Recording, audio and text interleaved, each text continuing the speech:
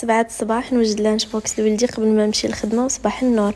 خديت بيضه، كاسه الحليب، معلقه صغيره ديال الزيت، ساشي فاني، خلطهم مزيان. نزيد 2 كيسان ديال الشوفان مخلط معاه الزبيب واللوز والتمر، ومعلقه كبيره ديال الفورس، تقدروا ما ديروهاش، خميره الحلويات، ونخلط كل شيء مزيان نخليه على جنب. هنا عندي بيضه، مايي، صوص طوماط، زعتر، مليحه، زويته بلديه. تقدروا ما ديروش المايس الا ما كانش كيعجب وليداتكم. وغندير كل شيء فوق بان دومي، ونزيد حتى الفرomاج من الفوق. دخلتهم الاير فراير، ودابا غنبدا نطيب في البانكيك ونوجد حتى الفطور باش غنفطروا قبل ما نخرجوا من الدار.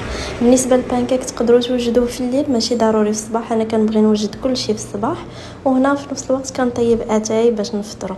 هذا هو الغدا ديالو. زدت عليه عصير ديال الليمون. وبالنسبه للكوتي درت ليه هذاك البانكيك دهنته بالشكلاط ونص بنانه. دابا عاد غنجلس نفطر على خاطري بواحد الكويز ديال اتاي منعنه، ونتلاقاكم في الفيديو الجاي.